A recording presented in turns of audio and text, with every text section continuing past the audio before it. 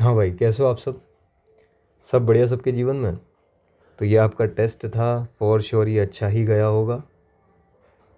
तो कुछ क्वेश्चन हैं जो मैं डिस्कस करने का सोच रहा हूँ। वैसे तो सिंपल ही थे सब, और आपसे हो भी गए होंगे अगर आपने नोट्स रिवाइज करें हैं प्रॉपरली।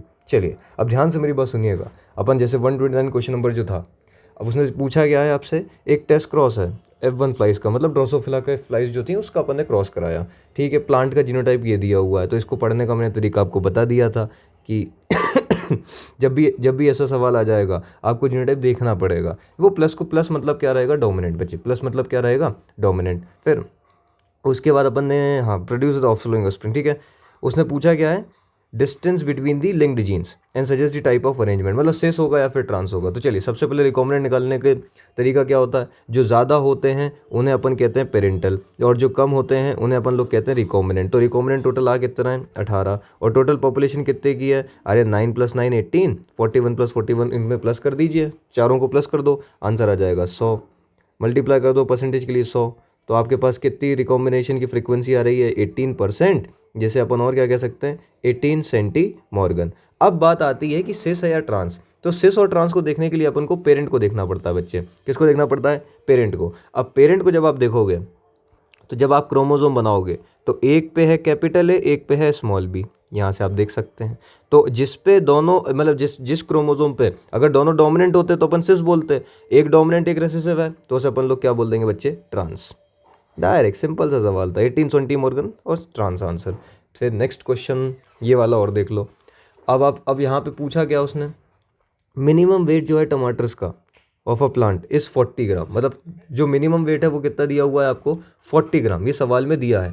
अरे तुम याद करो, ये इसका एक फॉर्मूला बताया था अगर आपने क्लास ली हो तो। और मैक्सिमम वेट कितना है, 140 gram. What will the weight of the tomatoes obtain by the crossing over of this. ठीक है, छोड़ो, हमें सिंपल सी एक तरीका आना चाहिए इसका। फॉर्मूला क्या कहता था कि maximum expression minus minimum expression upon total number of dominant allele, चारों डोमिनेंट होंगी, बिल्कुल। अगर चारों डोमिनेंट हैं, अरे जब अपन निकाल रहे हैं एक जीन का वो एक्सप्रेशन, तो कितना आ जाएगा, 100/4 मतलब 25। हाँ, एक जो आपके पास जीन है उसका जो आपके पास इफेक्ट आ रहा है वो कितना आ रहा है, 25। अब जब इसका क्रॉस कराओगे तो तुम्हारे पास हेट्रोजाइगस कंडीशन आ जाएगी, capital A small B, capital B small B. अब यहाँ डोमिनेंट कितनी है, 2। तो इसके लिए मुझे बताना है बच्चे। अच्छा, तो इसके लिए फॉर्मूला क्या था, मिनिमम एक्सप्रेशन 40 प्लस हर जीन का 25 into number of dominant alleles कितनी है, 2। आंसर कितना दिख रहा तुम्हें डायरेक्ट आते हुए, 90 ग्राम। सॉल्व कर लो, 50 + 40। हाँ, अब ये पता, ये सवाल अच्छा था 127, उसमें क्या लगता है कि ये तो प्रीवियस ईयर वाला सवाल है। अरे है प्रीवियस ईयर का, लेकिन एरो चेंज करे हैं। जब नीट ने सवाल पूछा था तो वो एक्सलिंग गया था, उसमें अपन ने देखा था फीमेल से सन में जा रहा था और मेल से डॉटर्स में जा रहा था, लेकिन यहाँ फीमेल से डॉटर सन दोनों में जा रहा है डिसीज, और मेल से फादर से डॉटर सन दोनों में जा रहा है। तो ऐसा डिसीज तो तभी होता है जब वो ऑटोजोमल हो बच्चे। ऐसा तो तभी होता है जब कौन सा हो, ऑटोजोमल। तो बस मिल गया अपने पास, थैलेसेमिया, हीमोफीलिया, कलर ब्लाइंड। हाँ, तो बस अपने पास बचा कौन सा है, थैलेसेमिया, डायरेक्ट। बस यही देखना था कि ये ऑटोजोमल देखना है या फिर वैसा देखना है।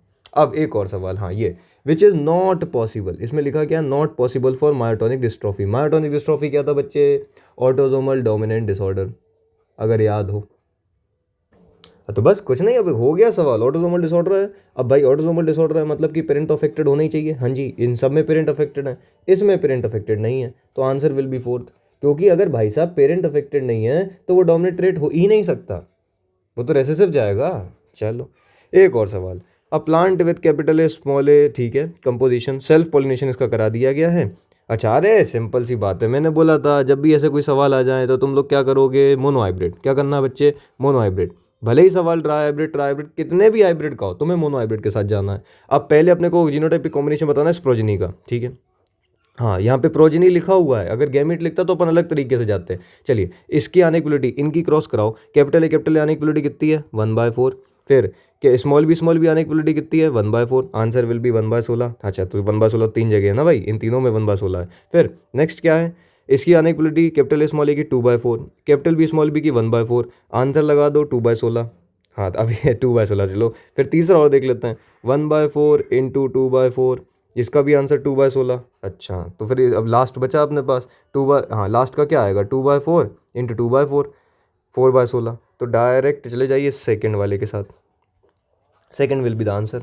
अच्छा, पेपर सिंपल था, इतना कुछ टफ नहीं था। अब ये वैसे तो सवाल कराने की आवश्यकता नहीं है। वो 123 उसने लिखा क्या है, given pedigree represent inheritance of the myotonic dystrophy, जो कि ऑटोसोमल डोमिनेंट डिसऑर्डर होता है, सबको पता है। What will be the genotype of the parent, अरे सिंपल सी बात है, ऑटोसोमल डोमिनेंट है मतलब अफेक्टेड वाले को बना दो कैपिटल ए स्मॉल ए या फिर कैपिटल ए, और फादर तो आपके पास रिसेसिव ट्रेट का है। अब हम लोग इसमें सवाल पूछेगा कि कैपिटल ए कैपिटल लें या कैपिटल ए स्मॉल ले लें। देखो अगर कैपिटल ए कैपिटल ले लिया तो सब आने चाहिए थे अफेक्टेड, लेकिन क्या सब अफेक्टेड आ रहे हैं? नहीं, दो आ रहे हैं अफेक्टेड और दो आ रहे हैं नॉर्मल, मतलब कैपिटल ए नहीं होगा। तो capital A small a mother है कहीं, हाँ जी, और फादर स्मॉल ए थर्ड ऑप्शन। ये और कराता हूँ मैं 124। देखो उसने लिखा क्या है, source of non parental phenotype, मतलब वो रिकॉम्बिनेंट्स की बात कर रहा है। वो पूछ रहा है रिकॉम्बिनेंट आने का रीजन क्या होता है। रिकॉम्बिनेंट आने का रीजन मैक्सिमम बच्चा पता क्या लगा के आएगा, क्रॉसिंग ओवर। अरे क्रॉसिंग ओवर से वो बनते हैं, लॉ ऑफ इंडिपेंडेंट असॉर्टमेंट से वो जब असॉर्ट होंगे तब आपके पास रिकॉम्बिनेंट्स बनेंगे। याद करिए मेंडल का dihybrid cross, law of independent assortment वाला, वहाँ वहीं की ये लाइन उठाई थी बस। चलिए, और तो पेपर सिंपल था, अगर आपको कोई डाउट लगे तो बता दीजिएगा। और एक और सवाल, एक सेकेंड, एक और सवाल, हाँ ये वाला, ये बहुत बढ़िया सवाल है। इसी के लिए वो आपको लैक ओपरॉन की जो एनसीईआरटी लाइन लिखती है ना, it is out of scope of your discussion, उसके बारे में अपनी बात हुई थी। उसने लिखा कि आइडेंटिफाई द इनकरेक्ट रिगार्डिंग। तो आप जिसने नहीं पढ़ा वो ये एनसीईआरटी खोलिए, लैक ओपरॉन वाला पेज, उसमें लास्ट में जो तुम्हें राइट साइड में नीचे वो लिखा दिखने को मिलेगा कि lac operon is under the positive regulation as well as negative regulation. और वो पॉजिटिव रेगुलेशन लिखता है it is out of scope of your understanding. अरे कुछ नहीं है यार, बताया है तुम्हें क्लास में भाई, नेगेटिव रेगुलेशन होता है। हाँ पहले सवाल पढ़ो, आइडेंटिफाई क्या लिखा है, incorrect. Regulation of lac operon is pressure is refer to, हाँ ये तो सही बात है, नेगेटिव रेगुलेशन। और इंड्यूसर से करोगे तो पॉजिटिव रेगुलेशन। फिर positive regulation is shown by cyclic AMP cap complex, बिल्कुल सही बात है, वहाँ पे कैटाबोलाइट एक्टिवेटर प्रोटीन होता था। याद करिए पॉजिटिव रेगुलेशन क्लास में बताया गया है। अब इनकरेक्ट पूछा है तो beta galactoside is lactose in lac operon. Beta galactoside लिखा है या साइडेज लिखा है? देखो ध्यान से बेटा, साइडेज तो एंजाइम होता है जो लैक्जेट जीन से आता है, और बीटा गैलेक्टोसाइड होता है लैक्टोज। यहाँ बीटा गैलेक्टोसाइड लिखा है, मिल गया इनकरेक्ट, तो आंसर विल बी फोर्थ। बाकी सब सवाल सिंपल थे, आप अगर करते तो आराम से हो जाता। चलिए तो अपन मिलते हैं अगले टेस्ट में। बस इन टेस्ट का रिवीजन प्रॉपर रखिएगा बच्चे। आपको इन टेस्ट का रिवीजन कैसे, तुम लोग सोचो टेस्ट का रिवीजन कैसे करते हैं? अरे गलतियों का, जितनी गलतियां लिखते जा रहे हो वो करते चलो। हर पेपर में जो गलती कर रहे हो वो पेपर में लिखो, ताकि लास्ट में तुम ये रिवीजन करो गलतियों का। और जिस दिन ये रिवीजन गलतियों का सही से होने लगा तुम्हारे मार्क्स बढ़ने लगेंगे। बस पढ़ते चलो, ज़्यादा टेंशन मत लेना। Bye bye.